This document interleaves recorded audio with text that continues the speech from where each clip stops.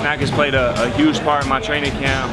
The protein, the ZMA, everything, the pre-workout, it's played such a major part in my training camp, keeping me healthy, keeping me recovered, keeping me feeling good, strong, and ready for my next workout.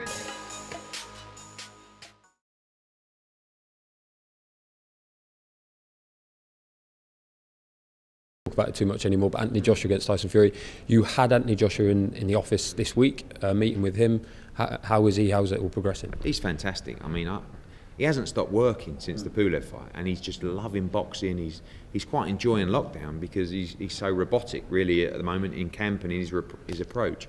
You know, we get asked every day, how long, where's it at, and all I can say is we're finalising the finer details. Couple of chats about those yesterday. Nothing major that we see is going to stop this fight from happening.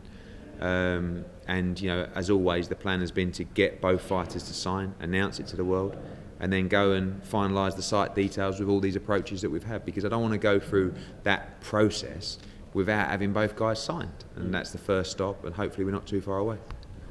You say first stop, but surely beyond that, like the country for a start, and obviously then the venue, is also a colossal problem and hurdle to get over.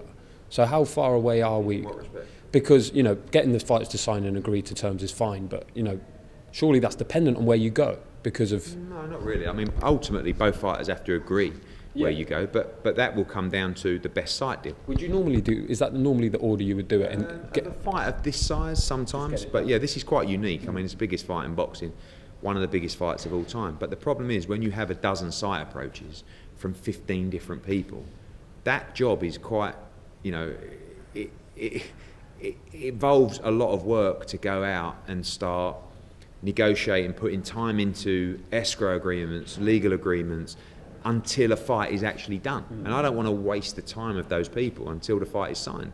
You know, we know several of the people that have approached us, and I trust them implicitly to deliver a deal if it's there. And, you know, that task will probably start next week. Even, you know, I'm not saying we have to wait until, you know, both fighters have actually signed a contract, but we need to know that everything's, you know, overcome, terms are agreed, the finer details are signed. You know, let's sign it this week, and we'll start.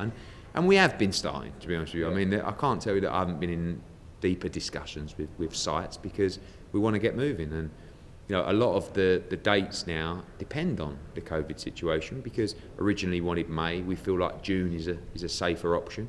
But different countries are at different stages, aren't they? You know, some countries are in lockdown, some countries are open.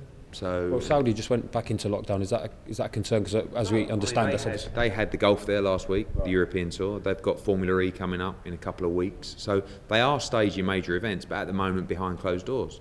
I believe they plan to open up in March. But again, you just don't know what's going to happen. You know, Las Vegas opening back up again, what it looks like in May. So this would be a huge opportunity for them to get the biggest fight in boxing. Singapore, Qatar, Abu Dhabi, Dubai, you know, all these countries want to stage this fight, and we have to go through that process once the fight is signed. Can we safely assume that Vegas, particularly New York, but, you know, the American sites now can't really compete financially with the sort of money that's on offer in the Middle East? Probably. I mean, subject to the fact that, you know, these people are going to have to do something. Yeah. You know, Las Vegas has been dead for a year. It's brutalised the market there, and they're going to have to come out fighting. And if it's open in May, well, they could land a fight in June. And, you know, I wouldn't mind a trip to Vegas in June for this fight. I think it's a great home for it. But we can't ignore the seismic offers that we've had from other areas in the world. And it's our obligation to the fighters, as per the contract, to deliver the maximum value for them in this fight. Obviously, it's rumbling on a bit. Is there any danger that it's not the next fight? No. I mean, listen, I said in an interview, I think it's Boxing News, we're not talking about, you know, there's no interest. I don't know what we'd do if we didn't fight Tyson Fury. To be honest, like, normally I would say, well, if this doesn't happen, but everyone is so focused to get this over the line. This is the fight, this is the moment, and you will get it. Thank you so much for watching this video, and make sure to subscribe for more videos of your favorite fighters over here on Fight Up TV, and give us a follow online as well at Fight Up TV on Twitter and on Instagram. We appreciate it, guys.